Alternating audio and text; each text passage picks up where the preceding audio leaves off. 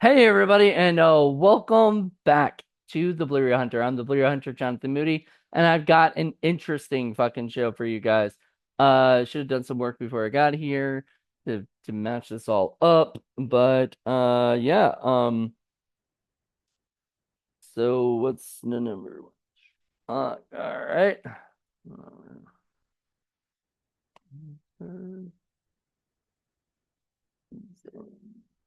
All right, so here we go.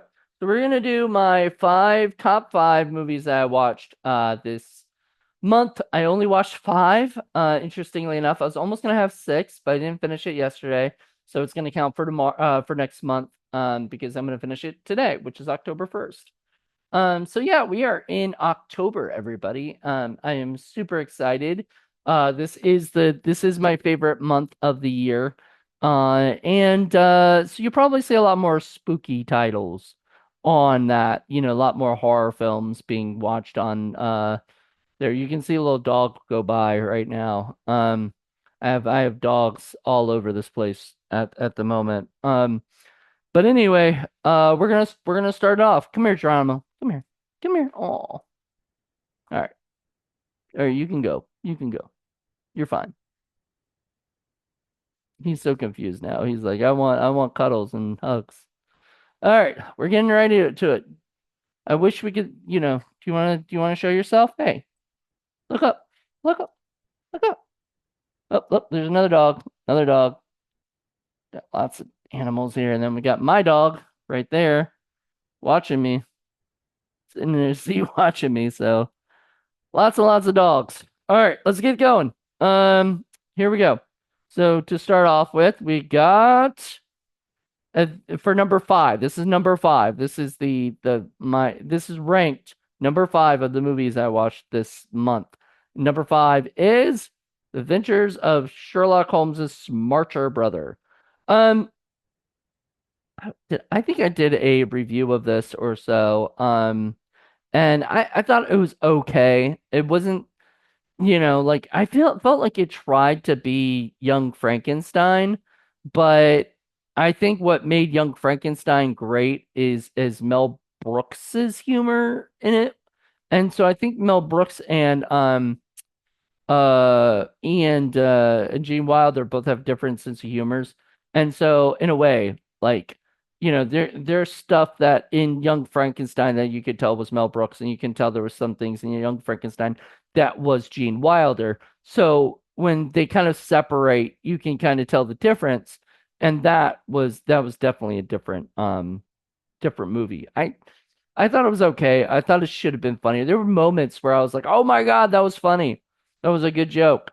And then the rest of it was either just didn't land or I just felt like was whatever, just didn't make me laugh. And then at the end when I finished it, it's sort of like I don't think I'll remember any of the jokes. There wasn't really any one-liners.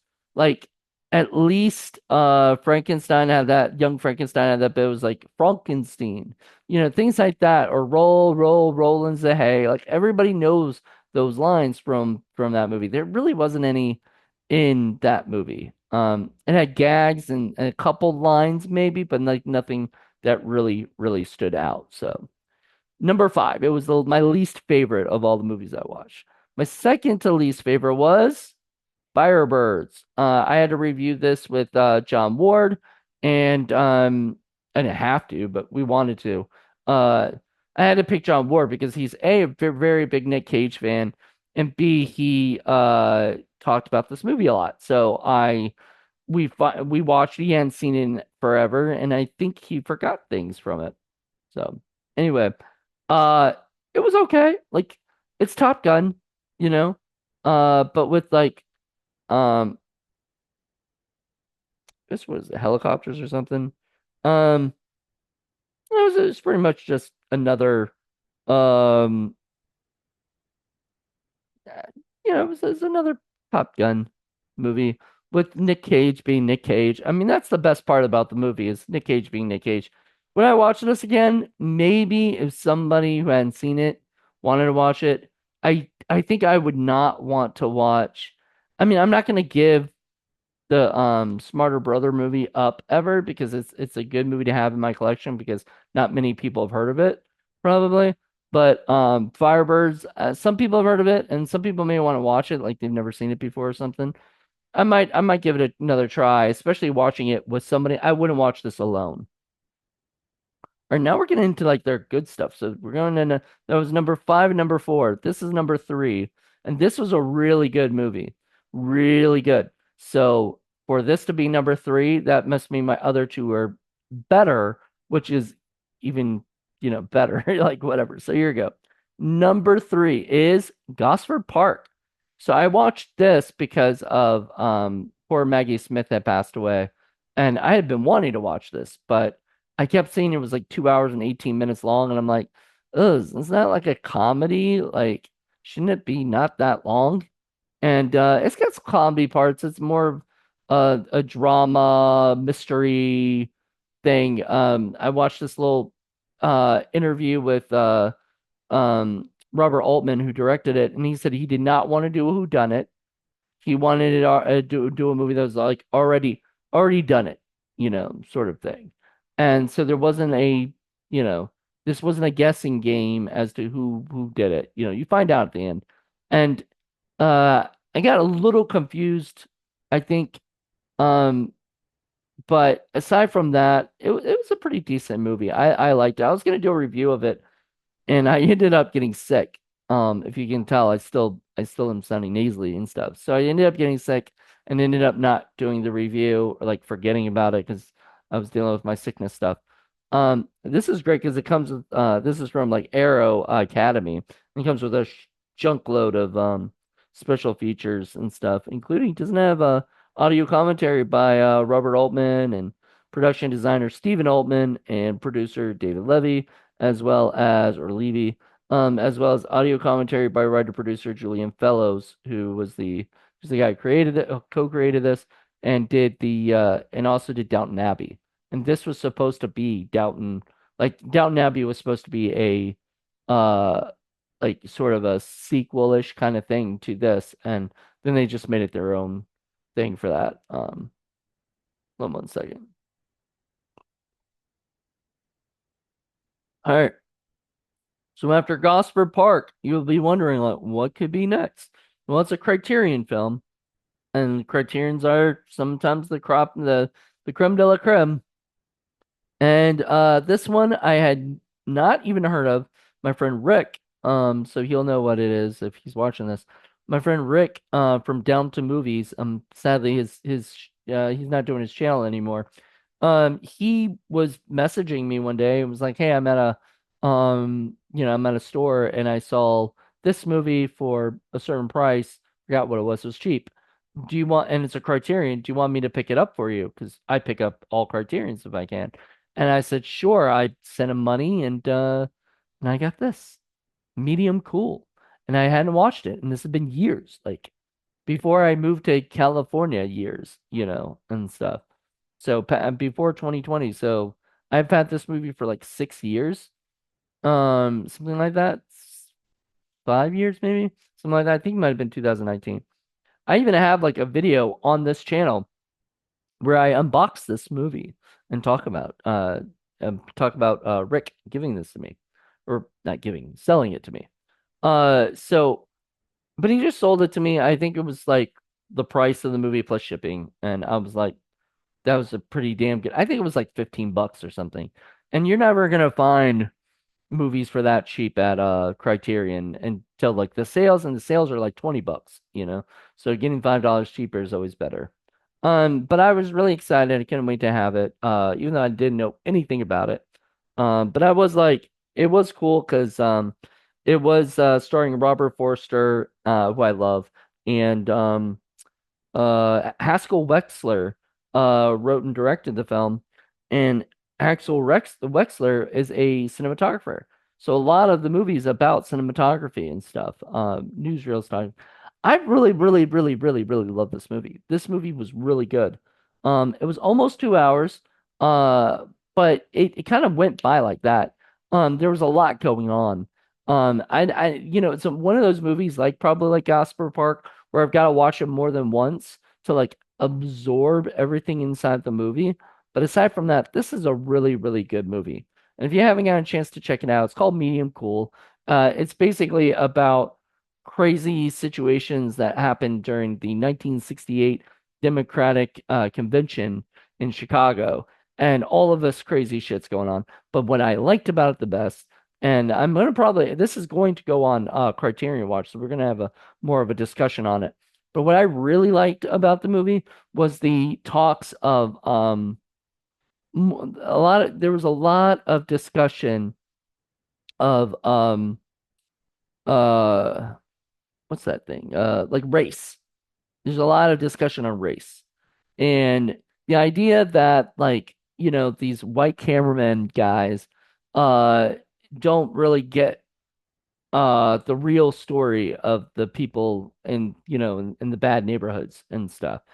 And these guys got upset about it, and they kind of brought it to that guy's attention about it and everything. And they said they want to be heard. And I was like, it's a movie that needs to be like, this needs to be watched today.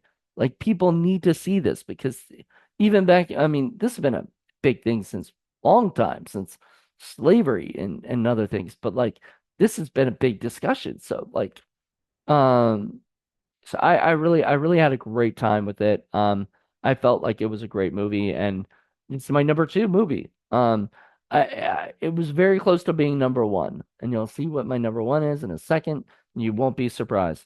My number one is not a Criterion, it's not any boutique label, and it is a film that I watched for a new show I'm doing for this channel. Um, called Rewatch and Review. So if you saw what it is, you know. But it's a film that just got a sequel, so I thought I'd rewatch and review it, and it is Beetlejuice. So and it is, yes, it is my number one of the movies that I saw this the month of September, because honestly, because um yeah, I just absolutely enjoyed Beetlejuice. Beetlejuice was a lot of fun. Rewatching it, it was almost like my old childhood came back. My mom passed away. She used to hate Beetlejuice. They used to kept putting her to sleep. My dad rewatched it after her passing and said it really was a great movie. Like he can't believe she did that, but she kept sleeping through it. Like it kept putting her to sleep. I don't know what it is. Music, I don't know, whatever it is. But she keeps, so she wanted so she never got to really watch it and really see it and everything, and I loved it. I think this movie is so great. Um it has like three hilarious episodes from an animated Beetlejuice TV series, so that's kind of cool. This has like two audio commentaries and one involving like Wexler and the gold cinematographer, and I said that stuff. What is Firebirds? Audio commentary by the director of Firebirds. And Gene Wilder does commentary with yeah, on this. So all of these have like some special features. I wish Tim Burton did commentary for Beetlejuice, but I don't even know if he's ever done commentary. I don't think he likes to. There's some directors out there I've noticed that just don't like to do commentary. Like Tarantino did commentary for a couple things. I swear to God, he did one for Reservoir Dogs, for like a DVD or something that I got, and then it just disappeared. So the Reservoir Dogs or Pulp Fiction, but it disappeared. And I've never been able to find that commentary track with him again. It was him and a bunch of other people, in the commentary track. So, I don't know.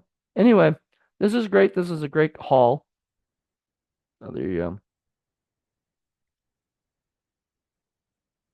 Great haul of stuff. If you haven't seen any of these, sorry, I am coughing in your fucking face. I'm sorry. If you haven't seen any of these, please feel free to check them out. All four, five of them are good movies. They're just some are better than others. I mean, even Sherlock Holmes' smarter brother has moments that's pretty good, but aside from that, I that's the one I'd least recommend, and that's why it's in my number five. So there you go. Hope you guys enjoyed this. Let me know what you guys think. Would you guys have ranked it like that, or would you guys have said something else was better than another one or whatever? I don't know. I think the one I was really having trouble with was Medium Cool versus Gosford Park, but I think I put Gosford Park as 4 stars and Medium Cool as 4.5. So then I also put Beetlejuice as 4.5. It's not a perfect movie, but it's so much fun. Um, so hope you guys enjoyed this, and I'll talk to you later. Bye.